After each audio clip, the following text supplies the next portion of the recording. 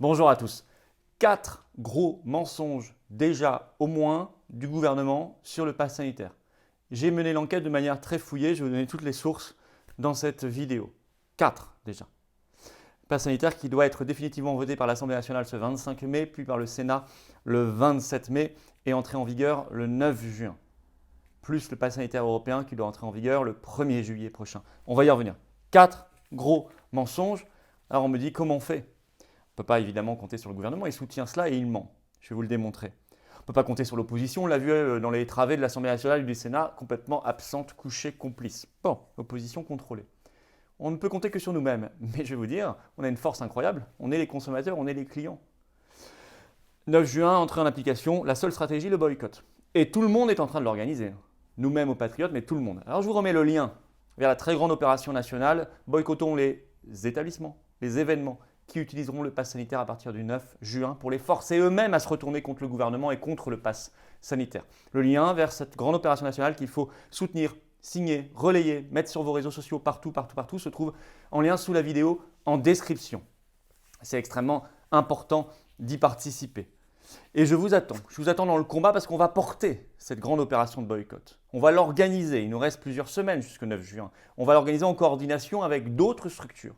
Et j'ai besoin de vous pour ça, pour défendre ces belles valeurs et ce combat. Le lien pour adhérer, réadhérer aux patriotes, avoir cette carte orange de résistant se trouve sous la vidéo en lien en description. Le lien pour faire également un don de soutien à toutes nos actions se trouve également en lien sous la vidéo en description.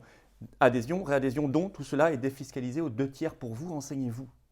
Le lien pour adhérer est également en commentaire épinglé et en fin de vidéo, vous pourrez cliquer directement sur l'écran, là ou là, pour nous rejoindre et vous serez tout de suite les bienvenus non seulement aux patriotes, mais dans ce combat. Et bien accueillis. Et un grand bravo à ceux qui font un don de soutien à toutes nos actions pour défendre ces belles valeurs. Alors, 4 mensonges. Premier mensonge. Mensonge caractérisé du gouvernement sur le caractère indispensable et utile du pass sanitaire. Là, ils sont dans le sophisme, c'est-à-dire le faux raisonnement pour essayer de nous vendre l'utilité de cette affaire. Je vais citer le secrétaire d'État au numérique qui s'appelle Cédric O, qui était ce 23 mai matin sur France Info. Je l'ai entendu. J'ai noté précisément ces formules. Oui, des gens n'auront plus accès à certains lieux, dit-il, après la mise en place du pass sanitaire. Mais si on ne déployait pas le pass sanitaire, ces lieux seraient tout simplement fermés, dit-il. Donc, son raisonnement, c'est de dire oui, d'accord, il y a des gens qui n'auront plus accès à des lieux ou des événements. Mais en même temps, si on n'avait pas le pass sanitaire, personne n'aurait accès à ces lieux puisqu'ils seraient tout simplement fermés. Bon. Alors d'abord, première remarque, problème sur le principe, c'est qu'il accepte le principe même d'un apartheid sanitaire.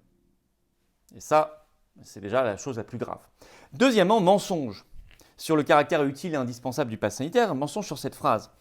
Car, comment fait le Texas, par exemple, 29 millions d'habitants, où le pass sanitaire est interdit, où tout est rouvert depuis 2 mois et demi en mode totalement normal, où l'épidémie est en chute libre, il y a des jours même où il y a 0 mort, pour la première fois depuis 15 mois, et où ils organisent de très grands événements avec des dizaines de milliers de spectateurs, notamment des matchs de baseball, etc., dans des stades.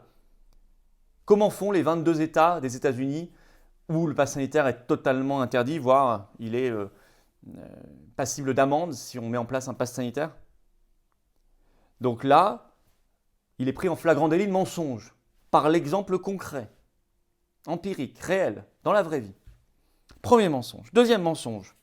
Il faut diffuser cette vidéo parce que ça donne des arguments et des armes pour combattre le pass sanitaire et convaincre les gens de participer à la grande opération nationale de boycott, évidemment. Deuxième mensonge que j'ai regardé de près. Mensonge sur le champ d'application du pass sanitaire. On nous dit, et encore ce 23 mai sur France Info, Cédric O l'a redit, le secrétaire d'État, ça va être réservé aux événements de plus de 1000 personnes. Et ça, le gouvernement nous le dit. Oui, mais ce n'est pas écrit dans la loi. Je suis désolé, ça n'est pas précisé dans la loi. Et même le Figaro, dans un article du 20 mai, précise que c'est une, je cite, promesse du gouvernement, cette barre de 1000. Déjà, ça pose toujours le problème de principe, que ce soit 1000, 2000, 5000 ou 300, il y a le principe qui n'est pas acceptable. Mais même cette histoire de 1000 est fausse, ça n'est pas dans la loi, c'est juste une promesse, comme le dit le Figaro. Et vous allez sur le site vie-public.fr, qui est un site officiel de l'administration française. Je lis la phrase. Le seuil au-dessus duquel ce pass sera nécessaire n'a pas été fixé par la loi. C'est écrit en toutes lettres. D'ailleurs, la preuve qu'il y a déjà des utilisations problématique de ce pass sanitaire. C'est le PDG du Club Med, Henri Giscard d'Estaing, qui était sur RTL le 21 mai et qui déclare que le Club Med accueillera à l'étranger et en France tous les vaccinés Covid-19 plus ceux qui auront un test PCR récent négatif, c'est-à-dire la définition exacte du pass sanitaire. Donc le Club Med va appliquer le pass sanitaire, mais dans quel cadre légal?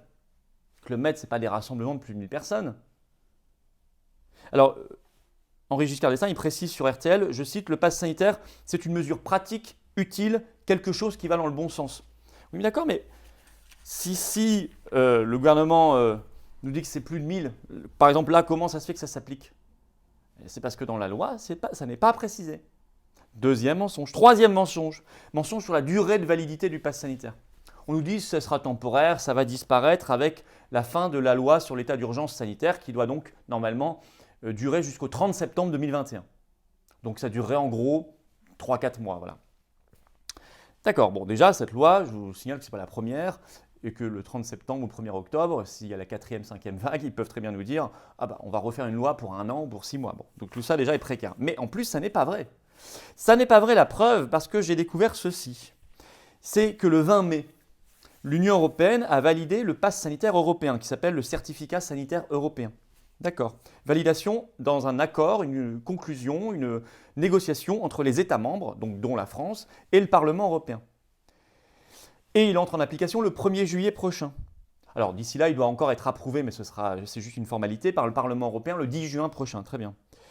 Or, si vous regardez le texte de l'accord européen, ce texte prévoit une durée de validité de au moins 1 an déjà, à partir du 1er juillet prochain.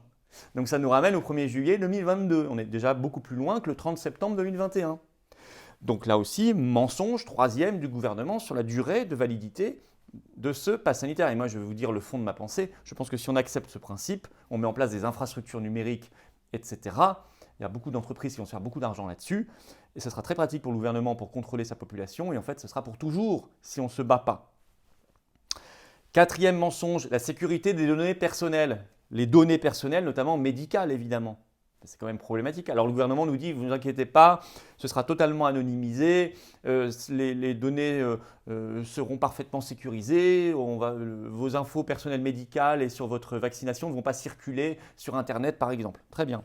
Mais sauf que, on a appris ce 21 mai, ce qui n'est pas rassurant, que le parquet national financier a ouvert en septembre 2020 une enquête préliminaire pour favoritisme après un signalement de l'association Anticorps concernant le contrat de maintenance de l'application Stop Covid, qui est devenue ensuite Tous Anti-Covid.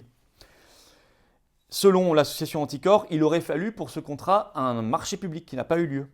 Là, c'est une société qui s'appelle Outscale, qui est une filiale de Dassault Systèmes, qui a eu ce marché.